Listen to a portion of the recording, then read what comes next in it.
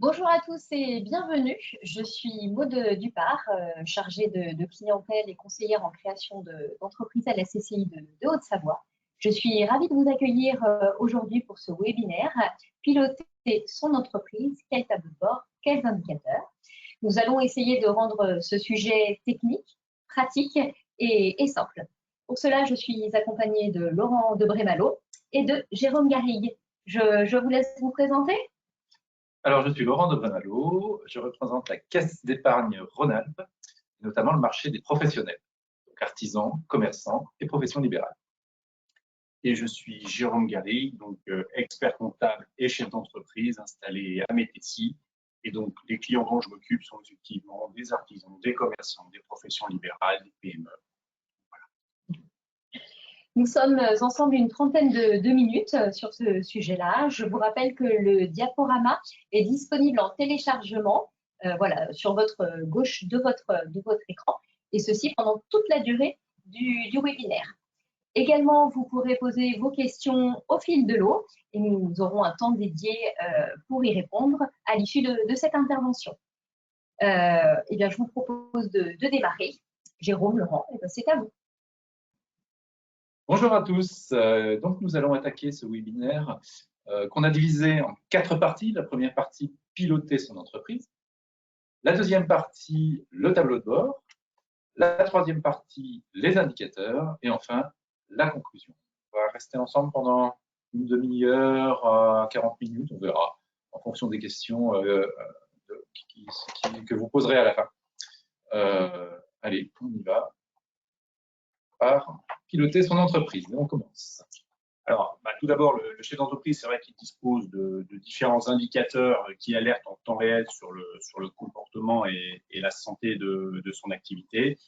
Donc, le pilotage, c'est recueillir des informations, les analyser, les interpréter et prendre les décisions correctives. En fait, le but, c'est de prévenir les risques, de détecter les éventuels dérapages, les manques, les inexactitudes dans le budget, et puis les corriger le plus rapidement possible. Et en fait, on s'aperçoit qu'il y a nombre de chefs d'entreprise qui ont des difficultés de gestion parce qu'ils n'ont pas d'outils de pilotage performants ou même pas d'outils de pilotage du tout. Et en fait, on constate qu'il y a encore beaucoup trop de chefs d'entreprise qui attendent leur bilan, donc la fin de l'année, pour analyser leur situation et prendre des décisions. Sauf qu'en fait, il est parfois trop tard, parce qu'aujourd'hui, le monde, l'activité va de plus en plus vite. Il faut réagir de manière urgente. Et souvent aussi, le suivi de la trésorerie, en fait, c'est pas suffisant, parce que ça permet pas de comprendre juste avec le niveau de trésorerie si l'activité elle est bonne ou mauvaise. Voilà. Donc beaucoup de chefs d'entreprise pilotent à l'aveugle, ce qui est vraiment dangereux, risqué. Tout à fait. Et nous, en tant que banquier, c'est là où sont nos limites aussi, c'est qu'on ne voit que la trésorerie. Donc on n'a pas les indicateurs du côté bancaire, et on a des entrepreneurs auxquels on pose des questions et qui ne savent pas toujours nous répondre quand ils n'ont pas les bons outils. Et pour aller un petit peu plus loin, je dirais qu'avec la crise du Covid et plutôt ses conséquences, on voit vraiment la limite du pilotage avec la simple trésorerie, parce que l'État a accordé naturellement, sans qu'on le demande, des décalages de paiement pour l'URSSAF, que ce soit pour les salariés, pour les chefs d'entreprise. Donc, il y a un moment, on n'a pas tout payé. Et piloter à la trésorerie, si on a décalé des échéances, bien, tout simplement, on ne le voit pas. Et on peut être rattrapé par tout ça. En général, ça tombe toujours au mauvais moment. Et c'est là que le drame ou les difficultés arrivent. Exact. Alors, le tableau de bord. Donc, en fait, suivre la santé financière de votre entreprise, donc c'est anticiper, piloter et corriger. Donc, on va dire que votre entreprise, elle est lancée, l'entreprise, elle est lancée. On est allé voir le banquier, on a sollicité éventuellement des prêts, des autorisations de facilité de caisse, des autorisations si l'activité le nécessite, le permet. Par contre, c'est vrai que les prévisions, les estimations ne correspondent pas forcément à la réalité. On peut avoir une activité qui démarre beaucoup plus lentement que prévu, voire plus vite, et ça peut aussi avoir des incidences et générer des complications. Voilà. Et à ce moment-là, il faut ajuster les prévisions pour tenir compte de la réalité. Alors, d'autant plus vrai au démarrage. Ces éléments-là sont d'autant plus vrais au démarrage parce qu'en réalité, sur un plan de trésorerie tel qu'on le reçoit du banquier au moment de la création d'entreprise, on a un certain délai pour atteindre, je dirais, le niveau, la vitesse de croisière. Et ce délai, il est rarement identique à ce qu'on nous donne. Il peut aller plus vite, il peut aller plus lentement. Et donc la montée en charge a toujours des incidences et des conséquences sur la trésorerie. Donc là, pour le coup, au démarrage, il faut vraiment piloter très, très, très finement. Exactement. Donc là, on voit qu'on a sur le slide différentes hypothèses. Comme on disait, anticiper la montée en charge, le lancement d'une activité nouvelle, anticiper les problèmes de trésorerie. Donc il y a tout un tas de situations qui font qu'il est important d'avoir un tableau de bord et d'analyser la situation de l'entreprise.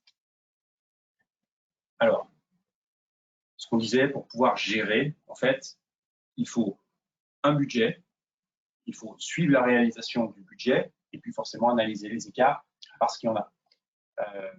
En gros, pour arriver à bon port, il faut avoir un cap. Voilà. Et le budget, le prévisionnel, c'est le cap. Voilà. Alors, prévisionnel, oui, il est rarement juste. Il est rarement juste. Alors, en fait, personne, je ne crois pas, nous, on n'a pas de boule de cristal et je pense que personne n'en a. Par contre, le sérieux d'un prévisionnel, c'est quoi? C'est de bâtir des hypothèses, de les recouper, de critiquer les données qu'on a pour avoir une cohérence sur ce prévisionnel. Ce n'est pas toujours comme ça que sont faits les prévisionnels et souvent, on peut avoir des problèmes. Voilà. Et en fait, le budget prévisionnel, quand on l'associe au tableau de bord, mais en fait, c'est le présent de l'entreprise, c'est la réalité de l'entreprise et on va vers l'avenir de l'entreprise. Attendre le bilan, c'est ce qu'on disait tout à l'heure en introduction. Le bilan, c'est très bien, mais c'est une image de l'entreprise sur ce qu'elle possède, ses dettes, c'est le passé de l'entreprise. Et ça ne suffit pas. On ne conduit pas en regardant toujours son rétroviseur. Donc, ça marche pas. En fait, le prévisionnel, il est souvent fait quelques mois auparavant, 6, 9 mois, 12 mois auparavant. Et puis arrive le moment présent et il peut se passer énormément de choses entre l'année dernière et aujourd'hui. On le voit avec l'actualité, le coût des matières premières qui augmente, des concurrents qui s'installent, on n'avait pas prévu, des clients qui font des choix et qui vont choisir plutôt d'aller vers l'alimentation, de dépenser pour l'alimentation plutôt que pour les loisirs, ou inversement d'ailleurs. Et donc, comme l'environnement économique n'est pas passif, il faut toujours s'adapter à cet environnement économique. Et c'est l'objet du tableau de bord en réalité. Exactement. Et c'est vrai que là, on en revient aussi à l'actualité. Alors effectivement, il y a les hausses de coûts des matériaux. Alors ça peut avoir un impact sur la marge et sur la rentabilité, mais aussi ça peut complètement désorganiser une entreprise parce que il peut y avoir des retards de livraison, des livraisons partielles, ce qui bloque la production, la fabrication, la livraison. Et bien souvent, on ne peut pas forcément le répercuter sur le client. Et ça devient des charges de l'entreprise et ça peut vraiment avoir un impact fort sur la rentabilité de l'entreprise. On le constate ces derniers mois. Alors, on le constate, et alors ce que je constate, moi, c'est que maintenant, il y a des livraisons partielles, effectivement. C'est-à-dire que par rapport à un devis, la raréfaction des matières premières, notamment dans les semi-conducteurs, par exemple, font que le fournisseur, donc le professionnel, va livrer partiellement. Et puis, on trouvait un accord grâce à un petit écrit qu'auront rédigé les avocats pour que clients et fournisseurs se mettent d'accord pour une livraison un peu plus tardive. Et donc, du coup, ça, on coupe la poire en deux. Tout le monde est content et puis on se revoit dans quelques mois pour finir le chantier. Et puis, forcément, l'entreprise est lancée, elle évolue. Et puis, quand on veut obtenir des nouveaux financements, que ce soit des emprunts, un nouveau crédit bail à location longue durée, etc., en fait, quand on va voir le partenaire bancaire, en général, il demande un certain nombre d'informations. Il ne faut pas seulement dire bonjour. Et donc, c'est vrai qu'un tableau de bord, ça permet de rassurer. Il n'a pas besoin d'être parfait, mais au moins, ça montre qu'on sait où on va, l'entreprise est suivie, elle est pilotée. C'est rassurant, tant pour le chef d'entreprise que pour les partenaires. Exactement. Ça, c'est très important. Alors, dans les tableaux de bord, en fait, il y a différents types de tableaux de bord. Alors, on les a nommés là. On met le tableau de bord flash. C'est quelques indicateurs au réel et puis les autres issus du budget. En général, c'est rapide, c'est peu coûteux, c'est adapté aux activités simples. Après, on va avoir un tableau de bord classique où la majorité des produits, des charges sont au réel. On va le comparer par rapport au budget, par rapport au réalisé de N-1. Et l'idée, c'est d'analyser les écarts pour en tirer un certain nombre d'enseignements. Et puis, on a des tableaux de bord qui sont sur mesure, parce qu'il y a des entreprises avec des activités beaucoup plus complexes qui nécessitent une analyse plus fine, donc ils sont plus détaillés. Il faut être clair, ils ne s'adressent absolument pas à toutes les sociétés. Pour beaucoup d'entreprises, même un résultat flash, ce serait déjà bien, parce que beaucoup n'ont pas de résultat. Voilà. Et là aussi, on peut projeter un résultat sur la fin d'année. Entre ce qu'on a réalisé depuis le début de l'exercice et puis ce qu'on a dans notre budget pour la fin de l'année, ça permet de voir quel va être l'atterrissage de l'activité sur l'exercice. Tout à fait. Alors, les indicateurs. Les fameux indicateurs. Alors, effectivement, là, on a un tableau de bord qui repose sur des objectifs quantifiés pertinents. Le premier travail consiste à trouver les indicateurs clés adaptés à votre entreprise. Donc, pour trouver les indicateurs clés, rien de tel que la discussion avec votre expert comptable, en fait. Bah oui, parce que en fait, chaque entreprise a des indicateurs différents en fonction de l'activité. Donc, on trouve quoi? Des indicateurs économiques? Alors, les indicateurs économiques, on va dire qu'ils sont classiques. Ils mesurent les résultats, les coûts. C'est en général, quand on va discuter avec le partenaire bancaire, ce sont souvent ces indicateurs qu'on va utiliser. Mais après, il y a d'autres indicateurs dans l'entreprise parce que selon l'activité, eh bien, on peut avoir des indicateurs physiques. Donc, on parle de qualité des produits, traitement des commandes, sur la logistique. Il va y avoir des indicateurs de performance, de suivi de projet. Je dirais qu'il y a des indicateurs qui sont vraiment internes et inhérents à chaque métier. Alors, je ne sais pas, pour une activité très simple, un restaurant, on peut parler de panier moyen, de nombre de couverts, mais dans l'industrie, dans la production, ça peut être des volumes, ça peut être des quantités de produits, ça peut être… Il faut vraiment avoir des indicateurs qui parlent à l'ensemble des personnels de l'entreprise pour qu'ils puissent s'y retrouver, pour qu'ils puissent agir. Voilà. Il n'y a pas que les indicateurs économiques qui vont nous servir à nous pour le résultat comptable à proprement parler, la banque, etc. D'ailleurs, le carnet de commande, c'est un indicateur physique, c'est ça? On y vient. Indicateur physique qui mesure la qualité des produits, traitement des commandes logistiques, etc.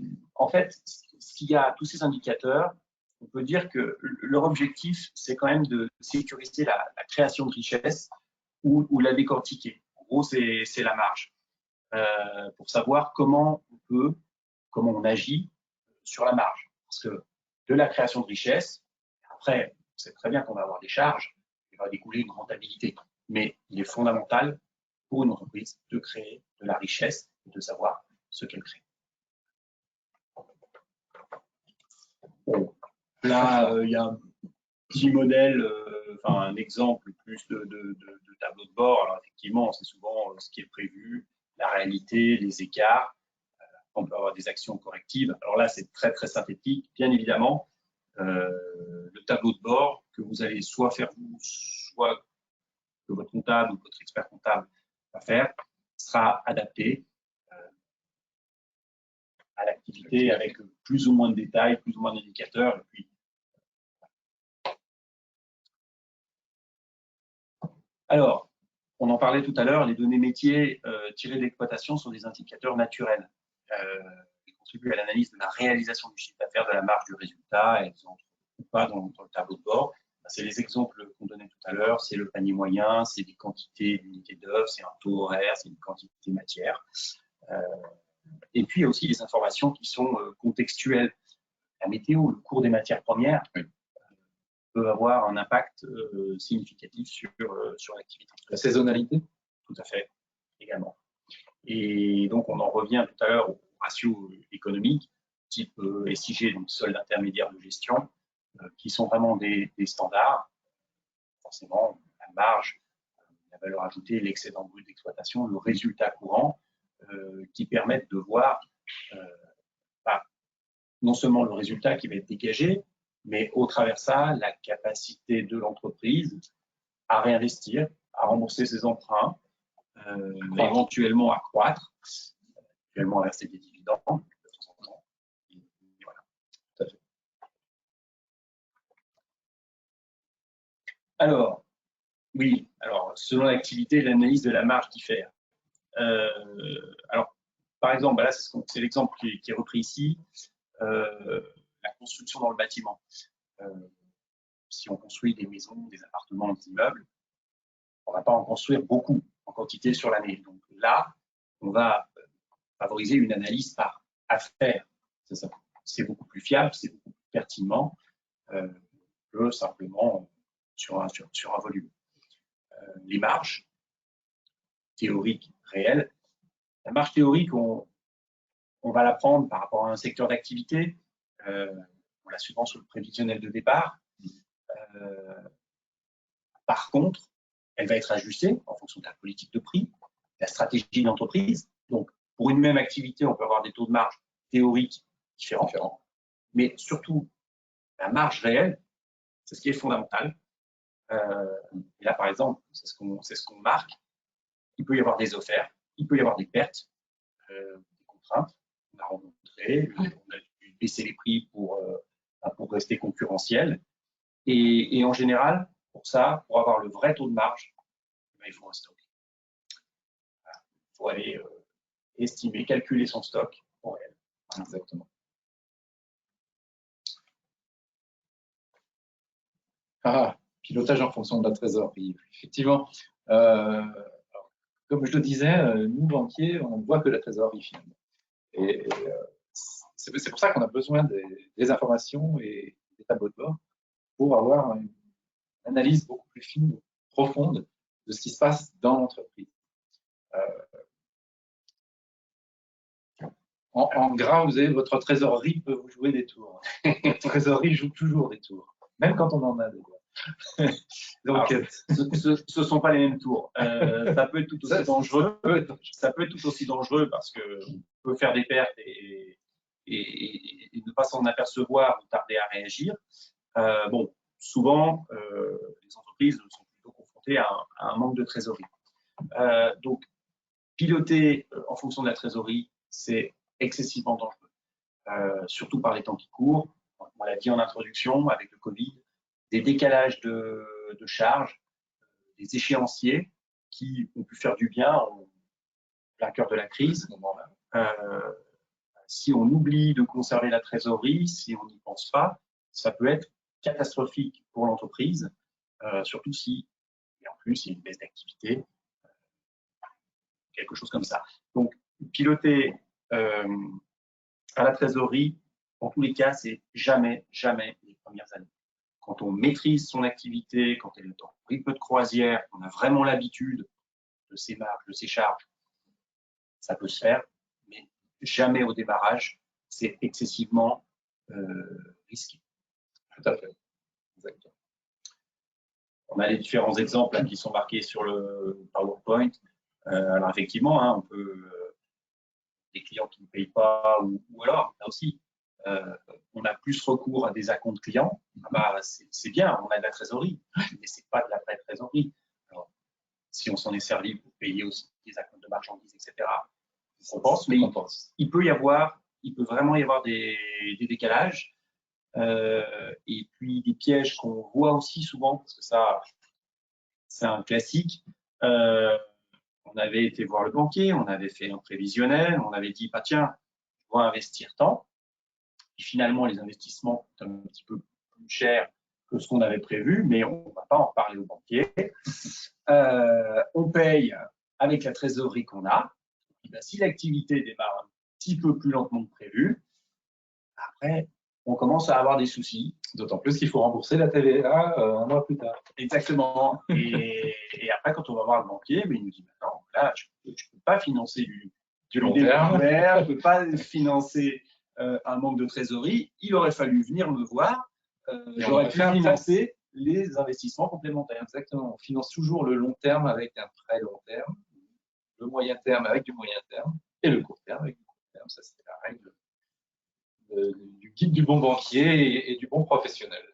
Voilà. Et du bon expert comptable aussi, je crois. On essaye. Mais de temps en temps, on défend nos clients et voilà. Alors, analyser les écarts. C'est vrai que le tableau de bord va nous fournir un certain nombre de données. C'est bien. Les analyser pour en tirer des conséquences et des enseignements, c'est quand même bien mieux. Donc voilà, le tableau de bord, ça permet d'analyser tout ça. Alors, qu'est-ce qu'on vous met? Et écart trop élevé par rapport dans l'environnement dans lequel votre entreprise évolue. C'est ce que j'ai dit au démarrage. Hein. L'environnement économique est loin d'être passif. Donc, on a de nouveaux concurrents dans le marché, même de nouvelles façons d'acheter. Il faut s'adapter tout le temps. Et puis donc, du coup, il faut aussi adapter ses prix et ses marges. Il ne faut pas occulter aussi ce qu'on appelle les problèmes internes. Alors, c'est vrai qu'il peut y avoir des contraintes, c'est de l'approvisionnement, mais allez, dans notre région, allez, vous pouvez être confronté à un manque de personnel, par exemple, à une difficulté à recruter ou des collaborateurs qui partent et qui désorganisent complètement l'entreprise. Ça peut la mettre en péril parfois. C'est vrai que suivre tant les produits que les charges, voir quelle va être notre capacité également à produire, c'est fondamental. Et donc, une fois qu'on a réalisé le diagnostic, après, on pourra mettre en œuvre des actions correctrices afin d'améliorer tout ça. Alors, analyse hebdomadaire ou mensuelle. Hebdomadaire, c'est quand même très fin. Hein. Au démarrage, c'est plus de la quantité, de la production, surtout quand on n'a pas de repères. On vient de se créer. Ça permet aussi de se challenger, de voir si on progresse. Et après, le mois, etc., ça va bien. Après, ça dépend des métiers. Tout dépend des métiers. Alors ça, c'est les objectifs. Mettre en phase les objectifs et la réalité financière, économique de l'activité professionnelle. Effectivement. On n'arrive jamais, enfin prévisionnel et une activité réelle, on n'arrive jamais au bon chiffre. Donc on est toujours un peu en deçà, un peu au-delà, en fonction des lignes évidemment. Oui, c'est pas tant ce problème-là, c'est en comprendre la raison. Comprendre les raisons, donc pourquoi on n'a pas assez vendu, peut-être qu'il y a un effort commercial à faire, peut-être qu'il y a un nouveau concurrent, peut-être qu'il y a une augmentation de tarifs, et tout ça, il faut être toujours en veille pour savoir d'où vient le problème, même si minime soit-il, hein, parce qu'il faut aussi avoir, de toute façon, au cours de la vie d'une entreprise, entreprise, il y aura toujours Des aléas. des aléas. Ça fait partie du job. Exactement. Il ne faut pas non plus se focaliser trop là-dessus, mais en tout cas comprendre les raisons. Il ne faut pas se noyer dans le détail, il faut surtout essayer de comprendre et de corriger les éléments stratégiques et importants de l'entreprise. L'enfer, c'est les détails. Donc, en conclusion, alors en fait, on l'a dit au cours de notre intervention, mais tableau de bord, il n'a vraiment pas besoin d'être parfait.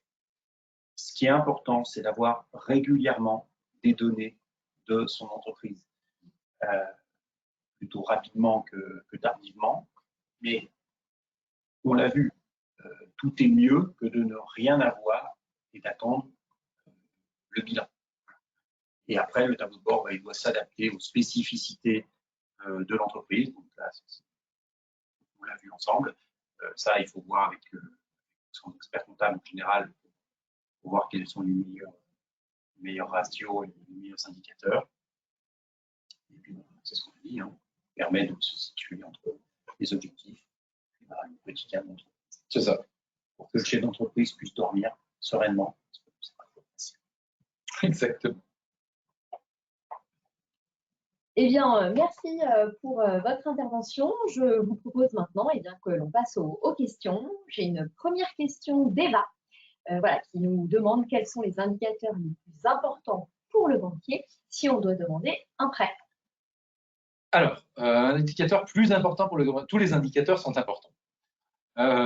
Si, pour le banquier, tous les indicateurs sont importants. Si on doit demander un prêt. Alors, lorsqu'on demande un prêt à la création, on les a, les indicateurs. Dans le compte de résultat prévisionnel, on a les soldes intermédiaires de gestion, on a un plan de trésorerie prévisionnel. Donc, du coup, voilà, tout ce qui figure dans le business plan, on a. En cours d'activité, quand on a créé son entreprise depuis plusieurs mois, plusieurs années, lorsqu'on demande un prêt, le banquier, lui, il va regarder, lorsqu'on demande un prêt, bien sûr un prêt, le banquier va regarder les bilans, comptes de résultats des années précédentes. Donc, on va regarder l'évolution de la marge, on va regarder l'évolution de la valeur ajoutée, on va reprendre tous les soldes intermédiaires de gestion, en fait, pour mesurer leur évolution. Si c'est un prêt d'investissement pour un renouvellement, on ne va pas aller chercher, gratter sur de nouveaux indicateurs. Si en revanche, l'investissement, puisque là on parle de prêt, donc ça veut dire qu'en face, on met toujours un investissement en face d'un prêt, si c'est un investissement qui va modifier l'activité de façon plus ou moins importante, là effectivement, on va se retourner vers un expert comptable pour demander les nouveaux prévisionnels. Après, donc on parlait des soldes intermédiaires de gestion. C'est vrai qu'il y a un terme qui revient assez souvent, qui est barbare, c'est la CAF, la capacité d'autofinancement. En fait, c'est la trésorerie que génère l'activité, on va dire en rythme de croisière. Effectivement, le passé, les bilans vont permettre de sécuriser un volume d'activité, un taux de marge. Par contre, un banquier, en général, ne prête que si le prévisionnel permet de dégager suffisamment de rentabilité et de trésorerie pour rembourser l'emprunt, qui est relativement logique. Et c'est souvent là qu'il peut y avoir des écueils. Et c'est d'ailleurs là où, de temps en temps, il faut vraiment faire comprendre aux chefs d'entreprise qu'avoir un bon résultat, payer de l'impôt, certes, de temps en temps, ils aimeraient payer moins d'impôts, mais quand on n'a pas de résultat, quand on doit investir, et ben derrière, on ne trouve pas les finances. Tout à fait. C'est pour ça qu'une société, elle est là pour faire des bénéfices, pas pour le plaisir d'en faire, mais pour avoir une capacité à réinvestir. Absolument. Bien, merci. On a une autre question de Guillaume, qui nous demande à qui s'adresser pour créer un tableau de gestion. Alors, a priori, à son expert comptable, ou alors quand l'entreprise est un petit peu plus structurée, au comptable en interne, au DAF qui peut y avoir. Après, effectivement, il y a une discussion pour voir quels sont les critères les plus intéressants à retenir. Je dirais qu'il y a deux objectifs. Le premier, pour les tiers, pour le partenaire bancaire, donc c'est sur des ratios qui sont très économiques, type sur l'intermédiaire de gestion. On peut les affiner selon la nature de l'activité de l'entreprise. Et puis, il peut y avoir des indicateurs vraiment en interne de production, de qualité de production, plus à destination du personnel de l'entreprise. Merci. Et puis, j'ai une dernière question d'Adeline qui là, voilà, se pose la question de quelle est la différence entre découvert et facilité de caisse. Il n'y en a pas, vous n'y avez pas droit. C'est de la dialectique, ça. En réalité, ça veut dire la même chose. Découvert, facilité de caisse. Alors, je rebondis là-dessus je poussais oui. Un petit peu loin, mais c'est vrai. C'est vrai. C'est-à-dire qu'en fait, à la création, lorsque vous faites un plan de financement, tout ce qui correspond à l'actif circulant, donc au stock, aux frais de démarrage, etc., à la trésorerie en l'occurrence, est financé logiquement par rapport personnel. Et la banque finance le moyen terme, l'investissement, donc tout ce qui est immobilisation. Donc logiquement, on n'a pas le droit au découvert, puisque c'est l'apport personnel initial qui va être utilisé pour la trésorerie de démarrage. C'est comme ça. Si l'entreprise est saine, si le montage financier est sain au départ, on n'a pas recours au découvert ou à la facilité de caisse. Sauf, alors après, de temps en temps, quand les démarrages sont plus longs que prévu et surtout quand il y a une activité éventuellement saisonnière.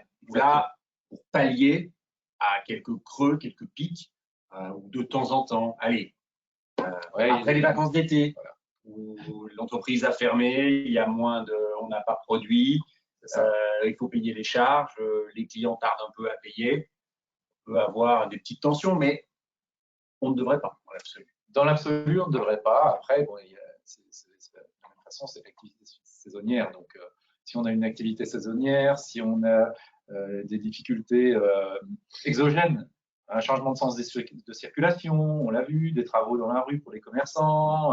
Donc, il y a pas mal d'éléments exogènes pour lesquels on accompagne les entreprises à passer ce cap. Donc, c'est pas un problème. Je reviens à la question découvert, facilité de caisse. Effectivement, le particulier qui passe de son statut particulier au statut professionnel, c'est des choses qu'il a du mal à comprendre parce qu'en fait, un particulier, il a toujours 50% de ses revenus en autorisation de découvert. C'est logique, c'est normal. Le professionnel, on ne réfléchit pas de la même façon pour un professionnel. Donc, parce qu'on n'a pas des revenus fixes et c'est pas la même activité. Donc, effectivement, peut-être qu'il y a cette notion-là à creuser. Je vous invite à en parler avec votre banquier, vous verrez, il va vous expliquer. Et si jamais on doit avoir besoin d'une autorisation de découvert ou d'une facilité de caisse à un moment donné, plan de trésor obligatoire. Oui, et c'est là où il faut des outils parce qu'il faut rassurer le partenaire bancaire. Vous arrivez, je suis à découvert, je vais être à découvert, je vais encore creuser, donnez-moi de l'argent. Il y a un moment, il faut expliquer pourquoi c'est ponctuel. Il faut rassurer en disant voilà tout ce qui doit rentrer, voilà pourquoi j'ai eu un décalage. De temps en temps, ça peut s'expliquer. On en revient au Covid de devoir, par exemple, stocker plus pour pouvoir assurer une production. C'est parfaitement compréhensible dans certains cas, mais il faut pouvoir l'expliquer, pas faire paniquer son banquier. Et puis, on est dans une région où on est habitué à faire ça. Les hivers difficiles, les étés compliqués, voilà, on connaît. Donc, on sait faire. Quand il y a une bonne raison. Eh ben, merci Laurent, merci Jérôme. Je vais clôturer voilà, le temps des questions. Si vous en avez encore, n'hésitez pas à revenir auprès de nos intervenants en scannant le QR code voilà, avec votre smartphone et vous pourrez envoyer ainsi un message. Eh bien, je vous remercie de votre intervention. Voilà, merci à vous. Ça a apporté des informations plutôt essentielles, très claires et plutôt enrichissantes à nos participants. Je vous rappelle qu'il ne vous reste que quelques minutes pour télécharger le support sur la gauche de votre écran. Et au-delà de cette intervention, eh bien, vous pourrez aller plus loin avec notre formation de 5 jours sur la contribution à la gestion de l'entreprise. Également, la CCI eh bien, reste à vos côtés tout au long de la création de votre projet de création d'entreprise ou de reprise, avec des formations spécialisées sur la création, 5 jours pour entreprendre, mais également sur la micro-entreprise. Je vous invite également à participer à notre atelier Objectif Création, un café pour en parler, qui a lieu tous les mois pour faire du réseau et échanger autour de votre projet de création. Alors, n'hésitez pas à nous contacter, à contacter l'espace entreprise, qui est à votre disposition et à votre écoute. Retrouvez également tous nos webinaires, tous nos ateliers dans notre agenda en ligne sur www.haute-savoie.cpi.fr. Si ça vous a plu, évidemment, parlez-en autour de vous, sur les réseaux sociaux et bien sûr sur Google. On se quitte. Je vous remercie Laurent, je vous remercie Jérôme. Merci Maud. Merci Maud. Et puis on se dit à très bientôt. Merci, au revoir.